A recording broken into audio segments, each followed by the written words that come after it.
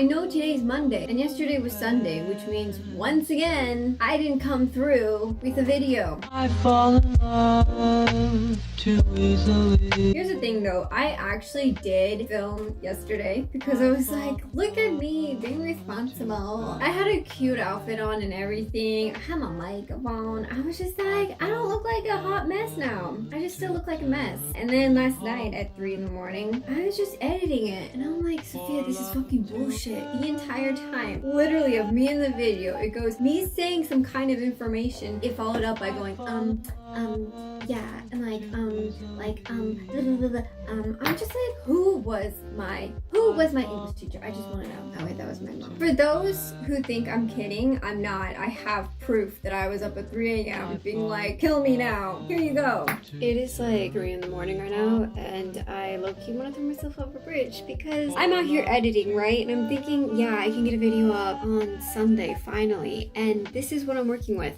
But this festival is far from your typical Valentine's Day holiday. It's a very bloody...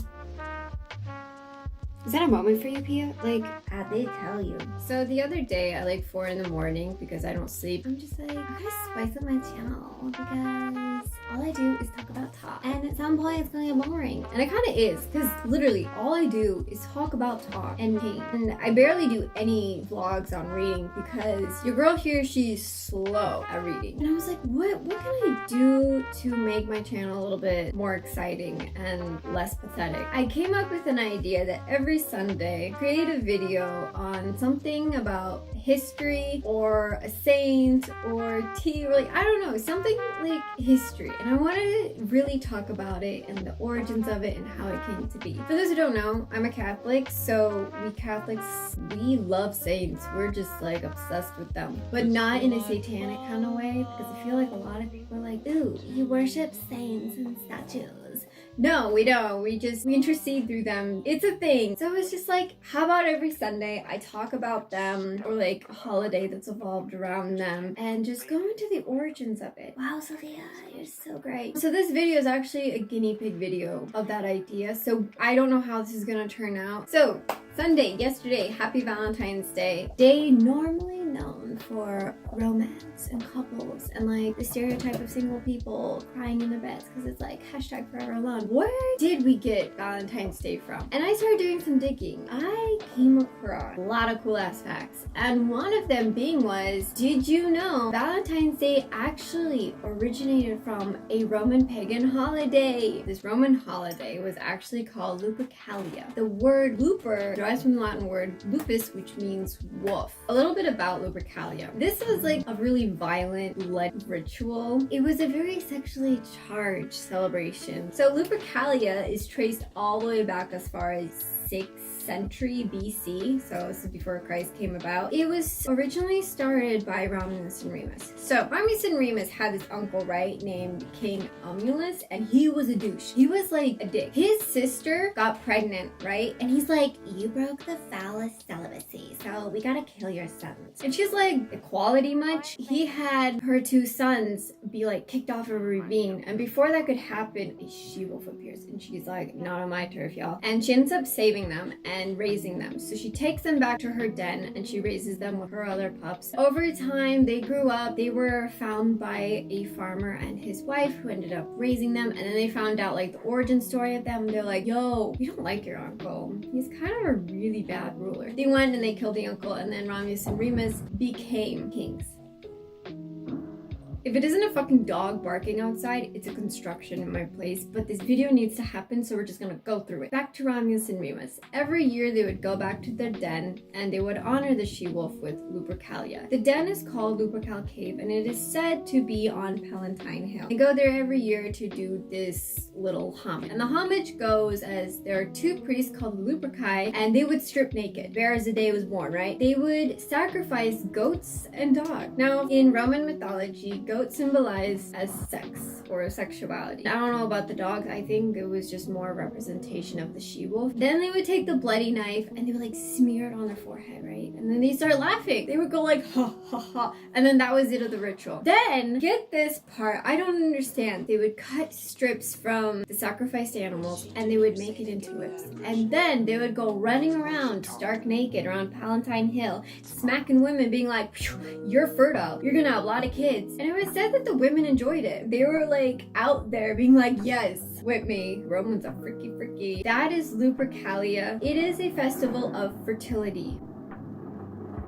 Can you imagine if this video was an ASMR? So this ritual was held in mid-February of every year because it was said that mid-February was the starting season, the starting month, everyone finding their partner and their soulmate. And over time, it actually became more chaste and like the sacrifice, it wasn't as bloody anymore. It was just more of like a festival of people coming together. But like that didn't really set well during like, what was it, the 5th century with Pope Claudius I. He was like, y'all Romans are freaky. You need to like chill the fuck out. We're gonna swap this festival with a Catholic one. We're gonna have a feast day. They were brainstorming and they were like, Valentine. 3 dudes that were like martyred and they're all Valentines and martyrdom date was the 14th. I forgot to mention, Lupercalia actually fell on the 15th of February. So they were like, this is a sign from God. This is perfect. Here's the thing. We don't know which Valentine's day was actually commemorated for. So there were, like I mentioned, there were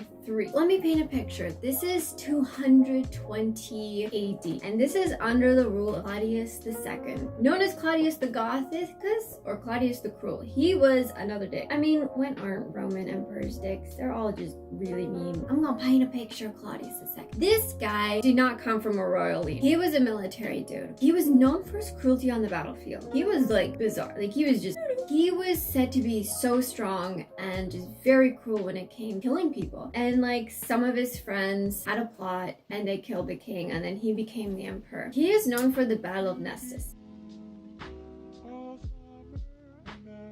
This is at the time when the Goths were like, fuck you, Rome, we hate you. And they were like trying to take back their land and Rome was like, no, we're Rome, we're gonna expand. The Goths were very brutal as well when it came to fighting. This battle was huge. Claudius won. He drove them out, he destroyed them. I mean, he annihilated them. And that is what Claudius the Cruel is known for. And then he became the emperor of Rome. He had this taste of fighting. And he was like, guys, I enjoy killing people. I enjoy battles. I think it's fun. But guess what? What does it take to have a battle? It takes money and men. And I think he kind of had money because he's like, taxes, woo, but he didn't have men. And during this time, Christianity was no longer illegal. People were free to practice Christianity. Among one of the things that made you Christian was you couldn't fight, you couldn't kill. And so this was a loophole for a lot of men because they were like, we don't want to fight. We just want to get married and stay home and like be with our families. This was a huge problem for Claudius because he's like, guys, I need men. So this man up and went and banned marriages and engagements. So all the men that wanted to get married, they couldn't get married. They were all like, shit, this is illegal now. What are we gonna do? There was nothing they can do. Marriages, illegal. This is where Valentines come in play.